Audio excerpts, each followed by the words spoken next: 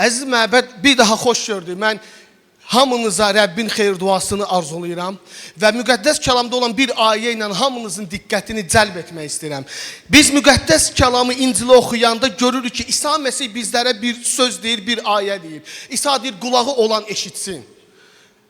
Məsih bilirdi ki, biz insanların qulaqları var. Sadəcə diqqətimizi yönəltmək üçün bunu deyirdi ki, kimin Allahın sözünü eşidəcək diqqəti varsa, məni eşitsin demişdi İsa Məsih. Amin deyirsiniz?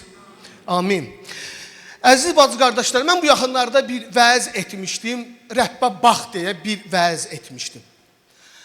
Yadınızdadırsa əgər. Amma indi bugünkü mənim vazım olacaq Rəbbə burax. Rəbbə ver. Mənim vazımın adı budur. O yüzden fürsətdən istifadə edib bunu demək istəyirəm ki, mənim vazım Davud və Şimey haqda olacaq və İsa Məsih haqda. Mən nə üçün bu haqda danışmaq istəyirəm? Çünki bu yaxınlarda mənə bir insan qarşıma çıxdı. Mən ona İsa Məsihdən danışırdım. Və o qardaş mənə bir sual verdi. Mən bu sualı burada saxlamaq istəyirəm və yönəltmək istəyirəm sizin diqqətinizi Allahın kəlamına. Və istərdim ki, hamımız yönələk diqqətlə baxaq. Kimin əlində İncil, müqəddəs kitab varsa, mənimlə bərabər biz Həvari Petrin 1-ci məktubundan 3-cü fəsil 8-ci ayədən oxuyacağıq. Gəlin baxaq görək bizə Allahın kəlamı nə deyir? Bizi Allahın kəlamı nəyə çağırır? Nəhayət hamınız həm fikir olun. Başqalarının hər bir hissinə şərik olun. Bir-birinizi qardaşlıq sevgisi ilə sevin. Rəhimli və itaətkar olun deyir kəlam. Amin. Mən inanıram Allahın kəlamına. Çünki Allahın kəlamı yazılıb ki, canlı və təsirlidir. Amin. Çünki İsa Məsih deyir ki, mənim söylədiyim söz sayəsində siz artıq təmizsiniz. Bizə məlumdur ki, su bizim üzümüzü, əlimizi, simamızı yuyub təmizlədiyi kimi Allahın da suyu onun sözüdür və o su, o söz bizim içimizi yuyur, təmizləyir. Necə ki, bir insan həftə içində, ay ərzində o duş qəbul etməsə, o insandan iyi gələcək. Biz Allahın kəlamını oxumasaq, bizim içimizdən iyi gələcək. Çünki yenə də biz nəzərimizi Tanrının sözünə yönətsək, görəcəyik ki, İsa Məsih bizə orada bir sirr açır. Deyir ki, insanın içinə daxil olan şey, yəni insanın ağzından daxil olan şey insanı murdar etmir. Çünki o insandan çıxır və ifraz olur. İnsanda sadəcə qalmır. Amma insanı murdar edən, İsa deyir, insanın ürəyindən çıxanlardır. İsa başlayır bir-bir saymağa. Cinsi əxlaqsızlıq, qürur, təkəbbür, ikiyüzlülük, küfür, söyüş, qarğış, lənət, xor baxmaq, kimisə alçatmaq, kimisə bəyənməmək, itaətsizlik və s. Bütün bu şeylər İsa deyir ki, insanın içindən çıxır, insanı murdar edir. Çünki Allah insanın ürəyinə baxır. Əgər bu şeylərin səni və məni və bizləri murdar etməyimizi istəmiriksə, biz gərək öz otağımızı təmizləyək. Çünki bir otaq təmizlənməsə, oranı his, toz, tor basacaq. Sonunda qalacaq nə? Xaraba. Biz də ürəyimizi təmizləməsək, ora qalacaq pis günə, xaraba qalacaq və babaykalar gələcək orada məskən salacaq. Doğrudan deyirəm, sizə həqiqət edirəm. Yəni, iblis gələcək ora. Çünki o natəmizliyin ağasıdır, Allah isə təmizliyin ağasıdır. Amin deyin. Əziz bacı qardaşlar, mən indi yenidən qaydacam bu ayələrə. Yenə də istəyirəm sizin diqqətinizi yönəldək. Pisliyə pisliklə, söyüşə söyüşlə cavab verməyin. Əksinə xeyir dua edin. Çünki bunun üçün çağırılmışsınız.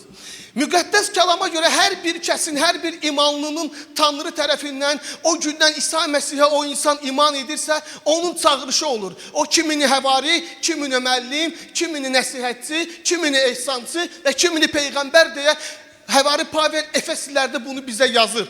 Bu şəxsi çağırışdır. Amma hamımızın bu ayəyə görə ümumi çağırışı var. Yazılıb ki, siz bunun üçün çağırılmışsınız.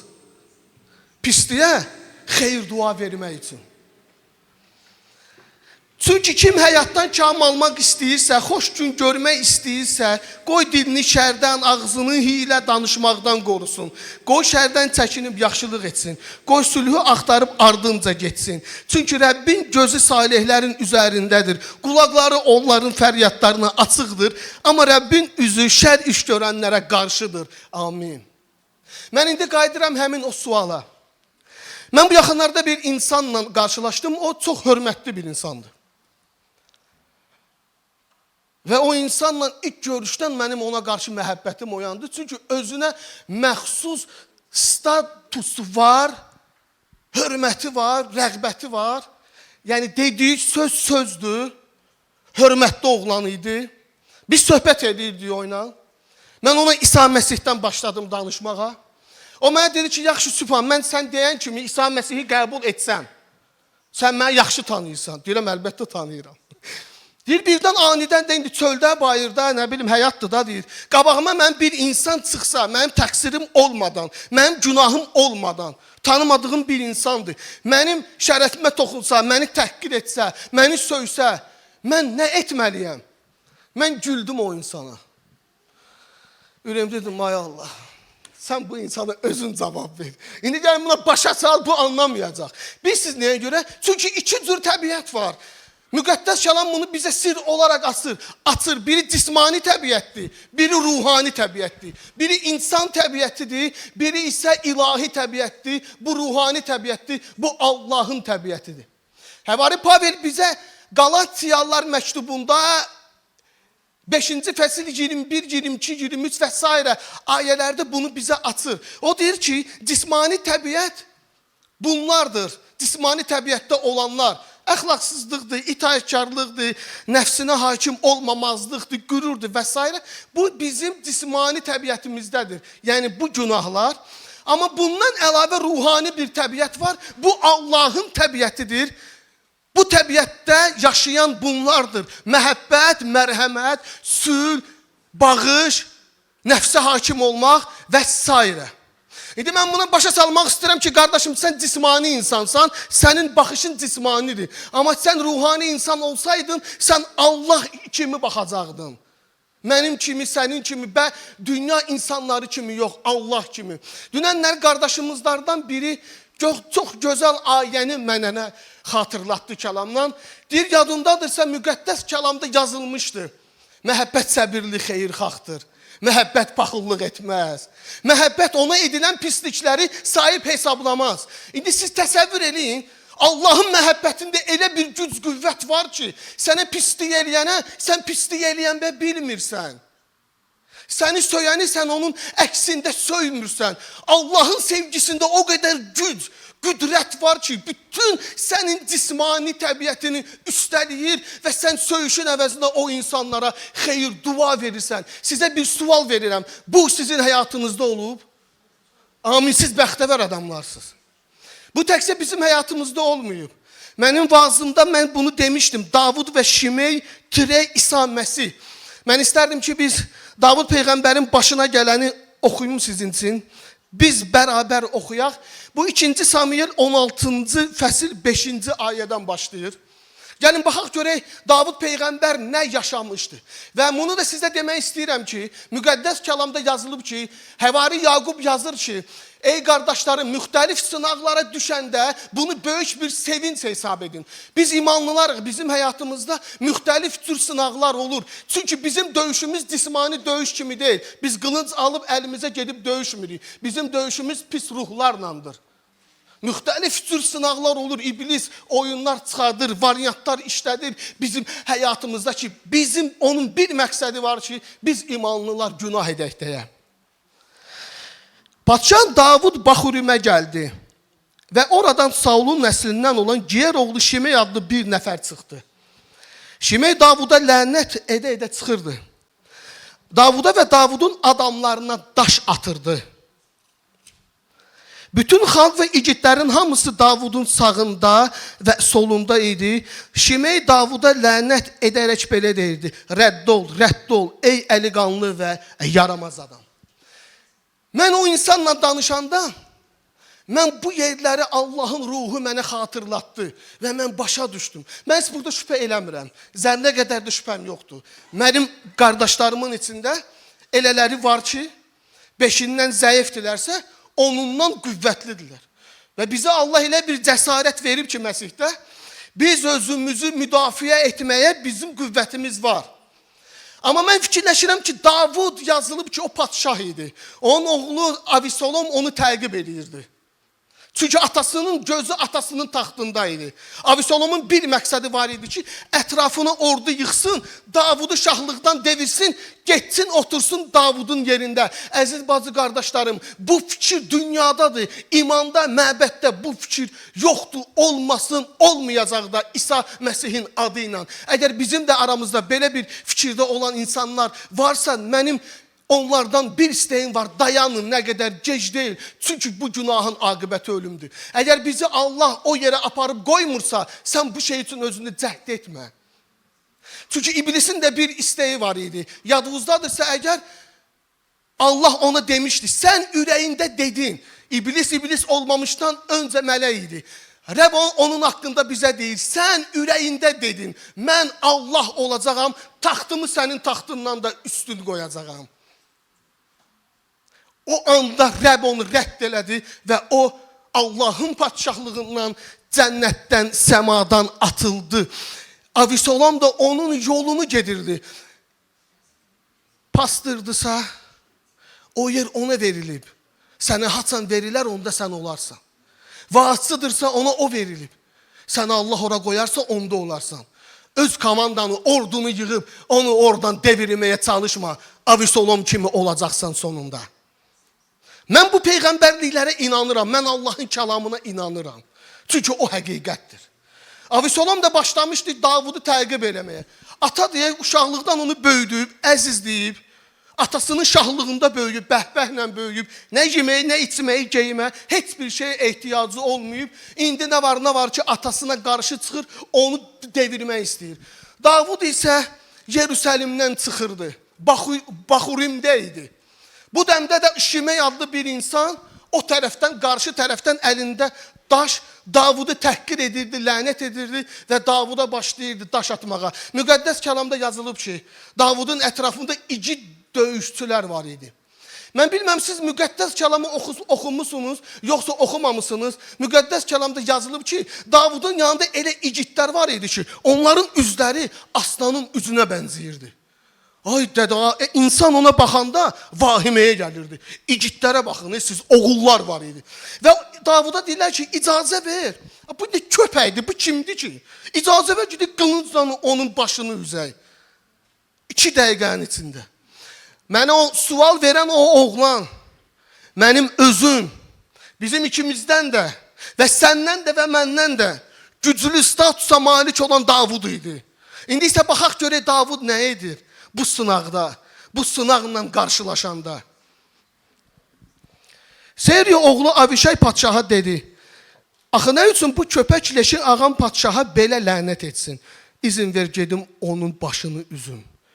Padşah dedi, ey Seriya oğulları, axı məndən sizə nə? Madam ki lənət edir, demək Rəbb ona Davuda lənət et deyib. Elə isə kim ona belə etmə deyə bilər? Davud Avişaya və bütün əyanlarına dedi, bax əgər öz belimdən gələn oğlum canımı almaq istəyirsə, bu Binyaminli bundan daha betərini etməzmi? Buraxın onu, qoy o lənətini etsin. Çünki ona Rəbb belə əmr etmişdir. Davud başa düşür. Çünki o ruhani insan idi. O anlayırdı ki, deyir, onu buraxın, ona dəyməyin. Buraxın, qoy o lənətini etsin. Çünki buna Allah izin verib. Biz imanlılar həyatımızda öz düşüncəmizi bir anlığa kənara qoysaq, sınaqla qarşılaşanda Rəbbin gözləri ilə ona baxarıqsa, biz dərk eləyəcəyik ki, bu sınağa Allah izin verib. Biz bunu dərk etməliyik. Qabağımıza çıxan, bizi təhqir edən, bizi söyən, bizi alçaldan, heç nədən bizim haqqımıza girən insan varsa, küfür edirsə, biz bir anlığa başa düşməliyik ki, buna Allah izin verib. O zaman Davud bunu sınaqdan qalib çıxdı. Nə zaman? O zaman ki Allahdan gələrmiş kimi qəbul etdi. Allahdan gələrmiş kimi qəbul etməyəndə bilirsiniz nə olur? İnsan dönür olur canavar. Nə deyirsən? O da onu parçalamaq istəyir. Amma biz bütün cismani təbiətimizi bir anlığa kənara qoyarıqsa, bəlkə də bu sınaq bizim qürurumuzun sınması üçün idi. Allah bizim həyatımızda bir dəyişiklik etmək istəyirdi. Çünki İsa Məsih belə demişdi. Atanın izni olmasa başınızdan bir tük belə əskik olmaz. Amin. Deməli, başımıza gələnlərdə Allahın izni var. Davud da ruhani insan idi. O bilirdi ki, bu şeyə Allah izin verib. Ona görə də Davud sınaqdan qalib çıxdı. Şimeyin əlində nə var idi? Daş. O daşı kimə atırdı? Davuda. İndi heç kimin əlində daş yoxdur. Amma mən deyim sizə, atmaçkalar var. Kimsə kiminlənsə danışır, bəyənmədiyi kimsə varsa, baxır, görür, o dəqiqə yanından keçən kimi səsini tonunu qaldırır, atmaçka atır. Güya bununla danışır, amma başqasına atmaçkasını atır. Amma mən sizə bir şey deyim, ruhani insan bu kimi şeyləri görür. Bir yerdə gəlin deyə, İsa ona qadağan etsin. İsa ona qadağan etsin. Və yaxud da ki, əlində daş olmaya bilər. O kiməsə nəsə demək istəyir, kimisə ünvanına nəsə ünvanlamaq istəyir, statusda paylaşır. Bəli, demir üzünə, amma statusda paylaşır. Sizə bir şey deyim, mənimlə belə olanda mən o statuslara baxmıram, deyirəm, qoy partlasın. Doğrudan deyirəm. Amma mənim kimi də etməyim. Əziz bazı qardaşlarım, biz indi qaydacağıq Davud və Şimey və sonra mən demişdim İsa Məsihə. İndi isə gəlin biz İsa Məsihin baxışı ilə baxaq. Gəlin biz qaydaq biz əhd-i ətiqdən danışdıq. İndi isə əhd-i cədiddə Luka müjdəsi 9-cu fəsil 53-cü ayədən oxumaq istəyirəm. Dünyadan ayrılacağı günlər yaxınlaşdıqca İsa Yerusəlimə getmək qərarına gəldi. İsa qabağınca elçilər göndərdi. Onlar İsa'nın gəlişini münasibəti ilə hazırlıq işləri görmək üçün gedib Samariyalıların bir kəndinə girdilər. Lakin Samariyalılar İsa'nı qəbul etmədilər. Çünki o Yerusəlimə doğru gedirdi. Şagirdlərdən Yaqub, Yahya bunu görüb dedilər, Rəbb, bunları məhv etmək üçün bir əmrlə göydən alov yağdırmağımızı istəyirsənmi? İsa onlara qadağan etdi. Amin. Əziz bacı qardaşlarım, mən bu yeri oxuyanda bir tarixi faktla qarşılaşdım. Sən demə, Samariyalılar Yahudalıları qəbul etmirdilər, düşmənçilik edirdilər. Çünki Yahudalılar bayramları gedib qeyd etmək istəyəndə, ibadətləri gedib ibadət etmək istəyəndə onlara manetçilik törədirdilər. Bu yüzdən də şagirdləri də qəbul etməmişdilər. Bu yüzdən də şagirdlər müjdə aparırdılar. Onlar İsa'nı da qəbul etməmişdilər. O yüzdən şagirdlərin içində bir acıq yaranmışdı. Və gəlirlər İsa'ya deyirlər ki, müəllim, onlar səni qəbul... Biz səndən danışdıq, onlar səni qəbul etmədilər. Partlayırdılar. İsa'ya dedilər ki, bir dənə icazə ver. Biz göydən əmrlə xahiş edək, Allahdan istəyək, alovu göndərsin, onların üstündən yansınlar, ölsünlər. Bilirsiniz nə üçün? Çünki şagirdlər hələ də onların içi düşüncəsi dəyişməmişdi.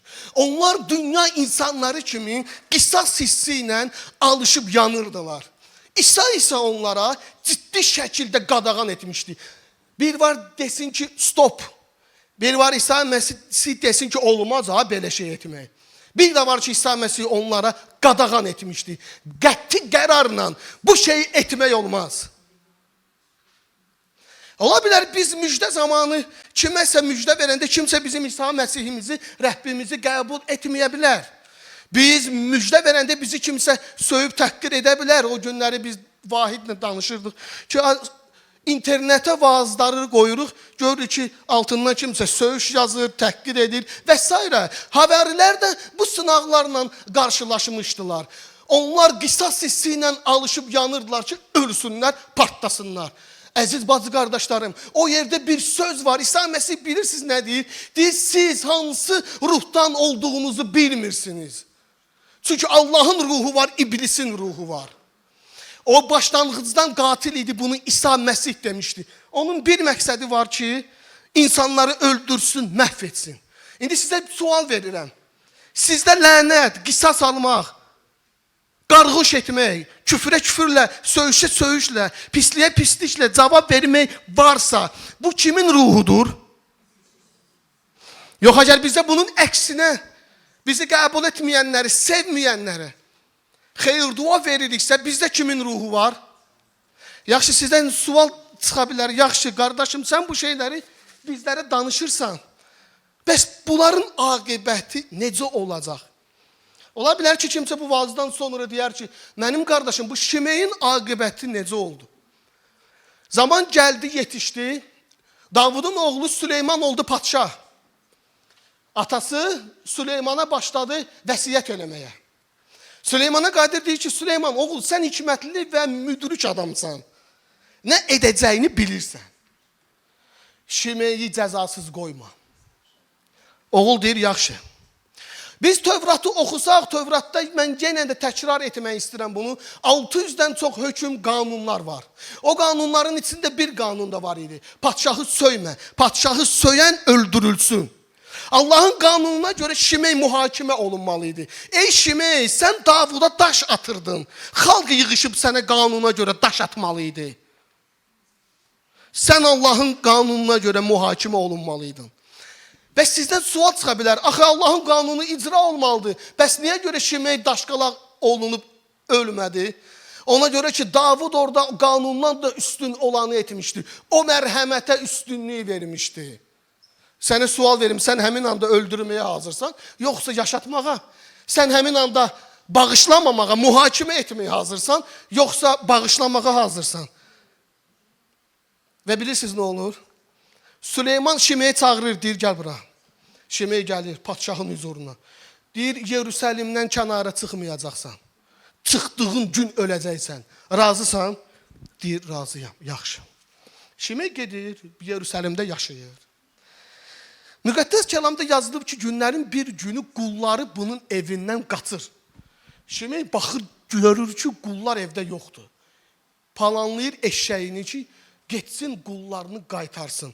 Elə ki, Yerusəlimdən o sərhəddən kənara çıxır, kəşfiyyat da həmişə yaxşı işləyir, gəlir, çatır Süleymana xəbər, Süleyman Şimeyi çağırır, gəl bura.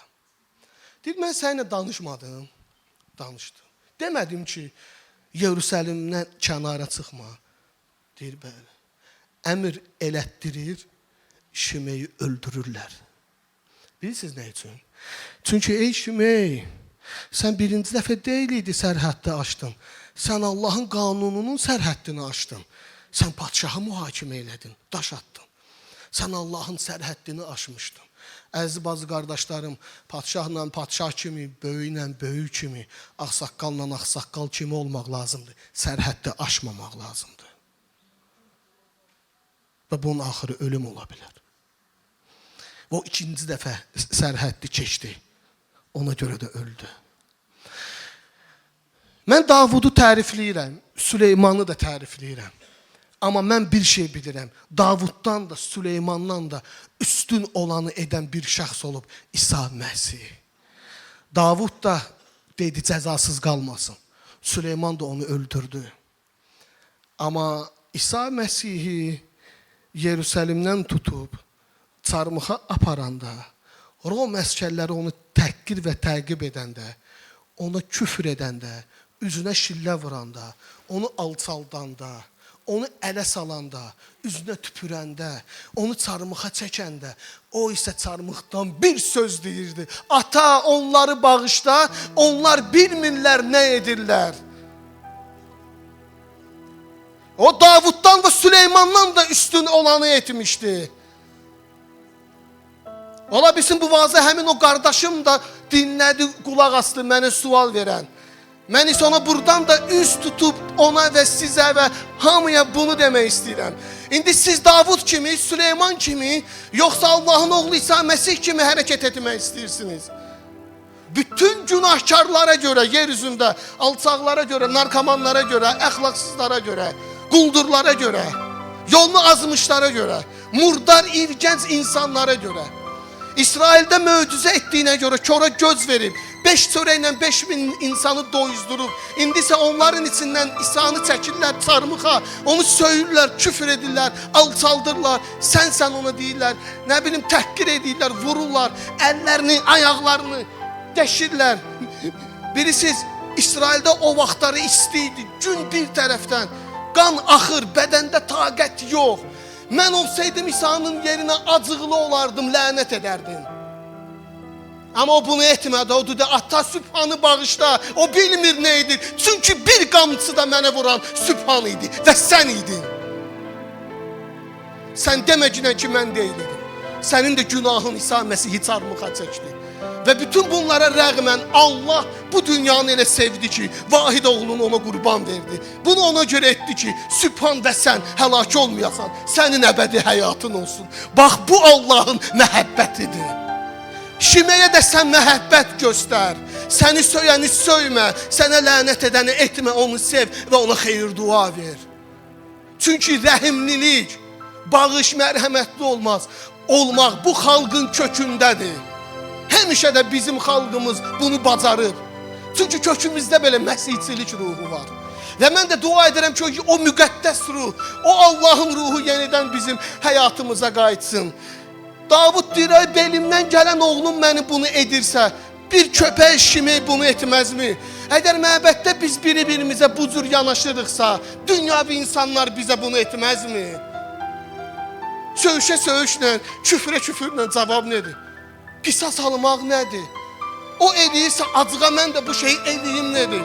Başımı sal, çıx get, ver İsa Məsihə. Mən sizə bir şey deyim, içində rahatlıq olacaq. Sən yükdən azad olacaqsan. Şimə isə əlində daş daşıyırdı. Daş ağırlıq rəmzidir. At onu da yüngül ol da. Bunu burax ürəyindən və sən bunu etmə. Onda sən rahat olacaqsan. Qoy kimsə daşla getsin. Amma sənin içində o rahatlıq olsun. Mən də bu vaazda tövbə edirəm və səni də tövbəyə çağırıram. Mən də rahat olmaq istəyirəm. Mən də bağışlayıram. Bütün insanları bağışlamağa hazıram indi ki, ata məni bağışlasın. Dur yerindən çıx qabağa. Gəl tövbə eləş. Allah səni bağışlayacaq və səni rahatlıq verəcək və sən xoşbəxt olacaqsan və sən bəxtəvər olacaqsan. Bunu edəcək İsa Məsih sənin həyatında. Mütləq. Və sənin həyatın dəyişəcək.